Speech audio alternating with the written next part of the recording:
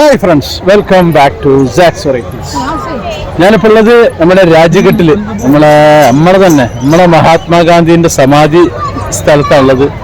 അതിൻ്റെ ഒരു ചെറിയൊരു എപ്പിസോഡാണ് ഈ ഒരു എപ്പിസോഡ്. അപ്പോൾ നിങ്ങൾ സ്കിപ്പ് ചെയ്യാതെ മുഴുവനായിട്ട് കാണണം.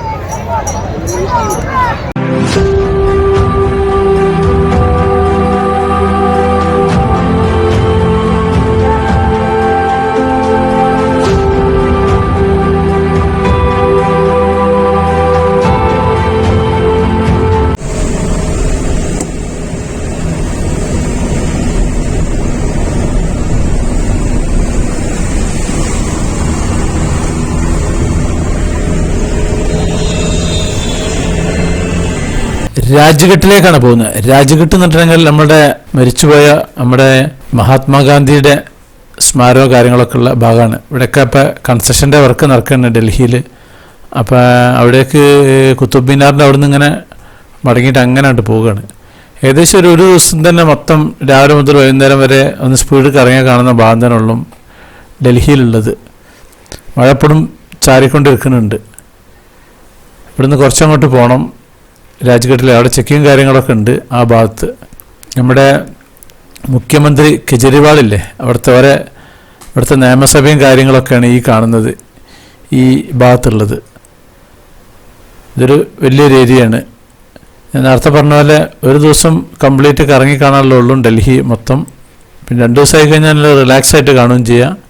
3 ദിവസമാണെങ്കിൽ പിന്നെ ഒന്ന് പർച്ചേസൊക്കെ ചെയ്യാനുള്ള ടൈമും കാര്യങ്ങളൊക്കെ ഉണ്ട്. അപ്പോൾ നമ്മുടെ അവിടെ ഇപ്പോൾ വണ്ടി പോയിക്കൊണ്ടിരിക്കുന്നതാണ്.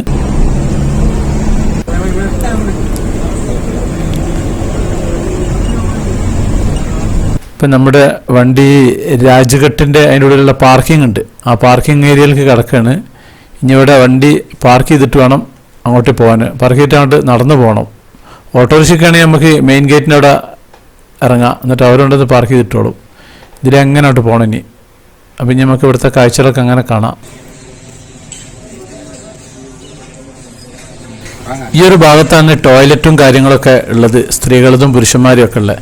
ഇവിടെ നമ്മളെ ഗാന്ധിജിൻ്റെ വലിയൊരു പ്രതിമയൊക്കെ ഉണ്ട്. അവിടെ നിന്ന് ആളുകൾ ഫോട്ടോ എടുക്കലും കാര്യങ്ങളൊക്കെയാണ്. അത്യാവശ്യം നല്ല ഭംഗിയുള്ളതാണിത്.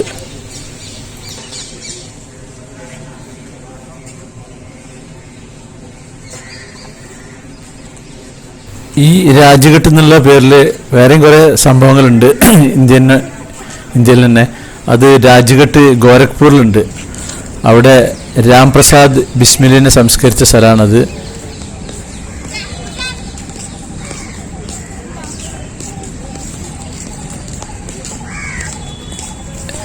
രാജ്ഘട്ട് അണക്കെട്ടുണ്ട്. ആ അണക്കെട്ട് നിൽക്കുന്നത് മധ്യപ്രദേശിലെ ചന്ദേരിയിൽ നിന്ന് 14 കിലോമീറ്റർ കഴിഞ്ഞിട്ട് അവിടെയുള്ളത്. അതിന് രാജ്ഘട്ട് അണക്കെട്ട് എന്നാണ് പറയുക.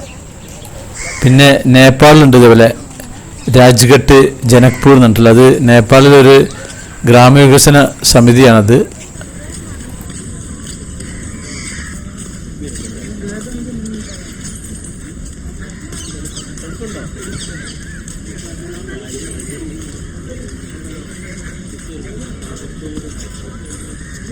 ഇപ്പോൾ ഞാൻ ഇതിൻ്റെ മെയിൻ ഗേറ്റിൻ്റെ അവിടെ എത്തിക്കുന്നത്. ഇവിടെ ഗാന്ധിജീൻ്റെ ഡീറ്റെയിൽസും കാര്യങ്ങളൊക്കെ എഴുതിയിട്ടുണ്ട്. ഇത് വലിയൊരു ഗേറ്റാണ്. ഞാൻ അവിടെ മുമ്പ് പലതവണ വന്നിട്ടുണ്ട്. ഒരു വലിയ ഗേറ്റുണ്ട്, ചെറിയ ഗേറ്റുണ്ട്. അപ്പോൾ നമ്മൾ ചെറിയ ഗേറ്റ് കൂടി അങ്ങോട്ട് കടന്നിട്ട് നമ്മുടെ സെക്യൂരിറ്റി ചെക്കപ്പും കാര്യങ്ങളൊക്കെ ഉണ്ട്. അത് കഴിഞ്ഞിട്ട് വേണം അങ്ങോട്ടേക്ക് പോകാൻ.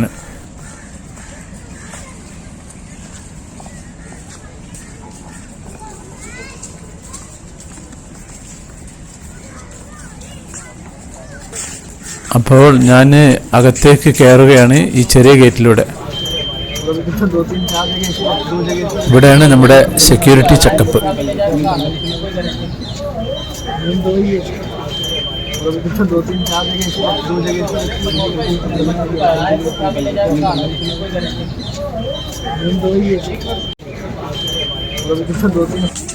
സെക്യൂരിറ്റി ചെക്കപ്പൊക്കെ കഴിഞ്ഞിട്ട് അങ്ങനെ പോവാണ്. മഴ പെയ്തിട്ട് ഇവിടേക്ക് ഒരു നനവുണ്ട്. ഇങ്ങനെ നേരെ സ്ട്രൈറ്റ് ആയിട്ട് അങ്ങോട്ട് പോയി കഴിഞ്ഞിട്ടുണ്ടെങ്കിൽ ഇവിടെ ശ്രദ്ധിക്കണമെന്ന് വെച്ചാൽ ഒരു റാമ്പുണ്ട് റൈറ്റിലും ലെഫ്റ്റിലും. റാമ്പിൻ്റെ മുകളിൽ കൂടി കയറരുത്, നേരെ അടിയിൽ കൂടി പോകണം. അവിടെയാണ് നമ്മുടെ ഗാന്ധിജീൻ്റെ പിന്നെ ദീപവും കാര്യങ്ങളൊക്കെ നിൽക്കാതെ കത്തിക്കൊണ്ടിരിക്കുന്നതുണ്ട്, അവിടെയാണുള്ളത്. ഇനിയും ബോധമുണ്ടല്ലോ, ഈ റൈറ്റിൽ കൂടി അങ്ങനെ നേരെ അങ്ങോട്ടേ മുകളിലേക്ക് പോവാം. മുകളിൽ നിന്ന് ആ പോകുന്ന വഴിയിലുള്ള സൈഡിൽ 2 സൈഡിലും ഇങ്ങനെ പുല്ലുകളൊക്കെ വെച്ചിട്ടുണ്ട്. അപ്പോൾ അതിങ്ങനെ കാണാം. അതിൻ്റെ ഇതിങ്ങനെ റാമ്പാണ്, അങ്ങനെ കയറി അങ്ങനെ പോകാൻ മുകളിലേക്ക്. ഡൽഹിയിലെ റിംഗ് റോഡിലാണ് ഇത് സ്ഥിതി ചെയ്യുന്നത്. ഇവിടേക്കുള്ള റോഡ് തന്നെ പേര് മഹാത്മാഗാന്ധി റോഡ് എന്നാണ് ഇവിടെ അറിയപ്പെടുക. 1948 ജനുവരി 31 ഇവിടെ ശവസംസ്കാരം നടന്നിട്ടുള്ളത്. അപ്പോൾ ഇതിൻ്റെ മുകളിലേക്ക് എത്തിയിട്ടുണ്ട്. ആ മുകളിലെത്തിയിട്ട് അങ്ങനെ ദൂരെ കണ്ടില്ലേ ഒരു വൈറ്റ് കളറിൽ ഇതൊക്കെ, അവിടെ ഒരു ബ്ലാക്ക് മാർബിളിലാണ് അവിടെ അതിൻ്റെ ഒരു ഭാഗമുള്ളത്. അവിടെ അങ്ങനെ തീ എത്തുന്നൊക്കെ ഉണ്ട്. അപ്പം നമ്മൾ താഴേക്ക് ഇറങ്ങിപ്പോയിട്ട് നമുക്ക് കാണാം.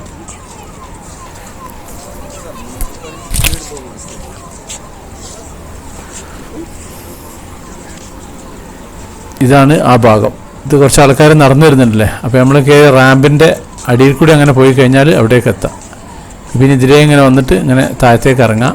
ഇതിൻ്റെ 2 സൈഡിലും ഇങ്ങനെ പുല്ലുകളും കാര്യങ്ങളൊക്കെ ഉണ്ട്.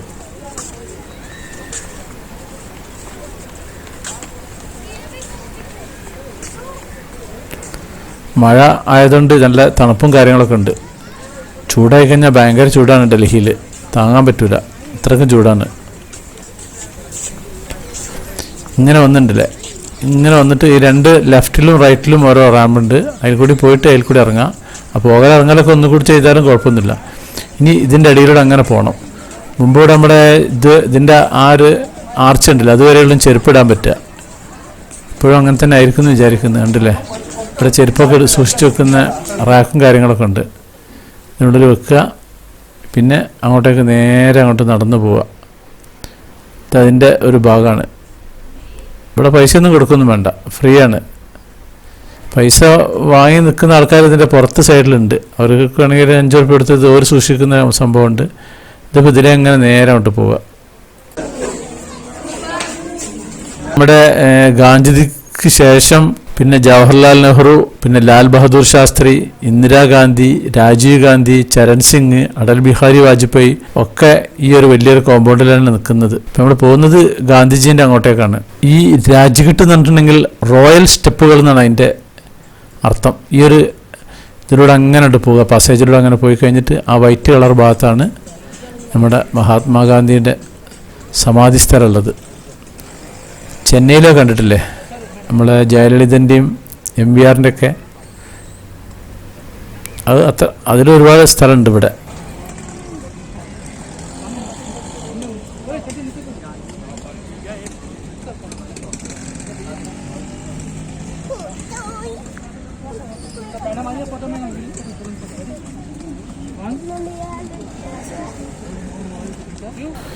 അപ്പോൾ ഇതാണ് ആ ഒരു സ്ഥലം. ഒരു ബ്ലാക്ക് മാർബിൾ പ്ലാറ്റ്ഫോമിൽ സെൻട്രൽ ഇങ്ങനെ തീ കത്തിക്കൊണ്ടിരിക്കുന്നുണ്ട്. എനിക്ക് തോന്നുന്നത് ഗ്യാസ് ആകാനാ സാധ്യത. അങ്ങ് ദൂരെ കണ്ടില്ലേ, അതിൻ്റെ മുകളിലാണ് ഞാൻ നേരത്തെ കയറി നിന്നിട്ട് ഇങ്ങോട്ടേക്ക് വീക്ഷിച്ച ഭാഗമാണിത്. ഇത് സാധാ റോഡ് ഫ്ലോർ ലെവലാണ്. അതിൻ്റെ ഹൈറ്റിലാണ് മറ്റേത് പാലൊക്കെ ഉണ്ടാക്കിയിട്ടില്ല. അതിൻ്റെ മുകളിൽ നിന്ന് ഇങ്ങനെ നല്ല കാഴ്ചയാണ് ഇവിടേക്കുള്ളത്. കാര്യമായിട്ട് ജനങ്ങളിവിടെ വന്നിട്ട് ഫോട്ടോ എടുക്കൽ, ഇത് ബാക്ക്ഗ്രൗണ്ട് ആക്കിയിട്ട് ഫോട്ടോ എടുക്കലും കാര്യങ്ങളൊക്കെയാണ്. എല്ലാവരും ഇപ്പം അതിൻ്റെ തിരക്കിലാണ്. ഇതാണ് തീ കത്തുന്ന ഭാഗം, കണ്ടില്ലേ. ഇത് ഗ്യാസ് ആകാൻ തന്നെയാണ് സാധ്യത.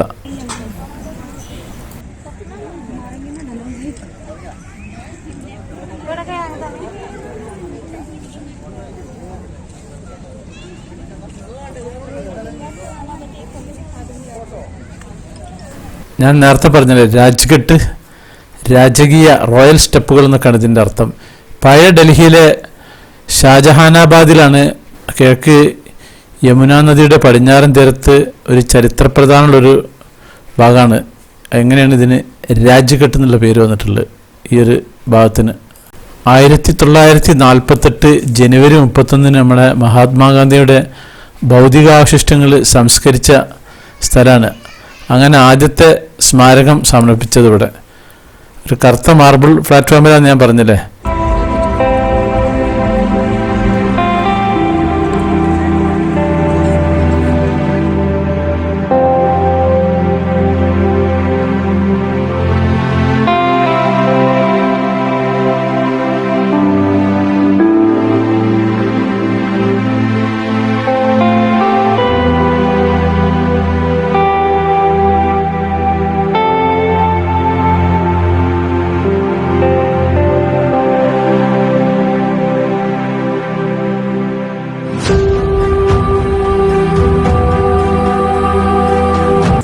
ഇനി നമ്മുടെ ചെരുപ്പിടണം, എടുക്കണം.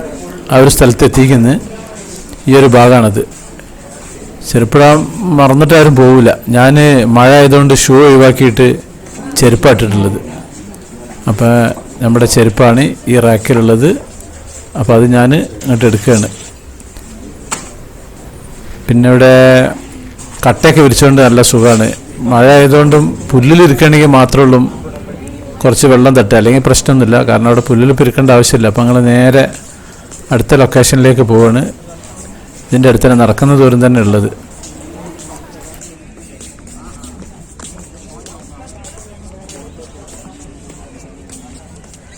മഹാത്മാഗാന്ധിൻ്റെ മുഴുവൻ പേര് മോഹൻദാസ് കരംചന്ദ് ഗാന്ധിയാണ്. അദ്ദേഹം ഒക്ടോബർ 2, 1869 ജനിച്ചത്. 30 ജനുവരി 1948 അദ്ദേഹം വെടിയേറ്റ് മരിച്ചത്. മഹാത്മാഗാന്ധി പിന്നെ അഭിഭാഷകനായിരുന്നു, കൊളോണിയസ്റ്റ് വിരുദ്ധന്, രാഷ്ട്രീയ സദാചാരവാദി ഒക്കെ ആയിരുന്നു.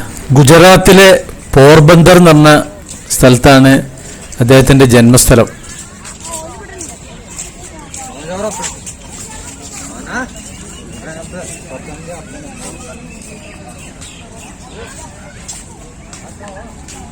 അപ്പോൾ ഞാൻ പുറത്തിടക്കുകയാണ്. ഞാൻ ഈ വലിയ ഗേറ്റിൽ കൂടി തന്നെ അങ്ങോട്ട് പുറത്തിടക്കുകയാണ്.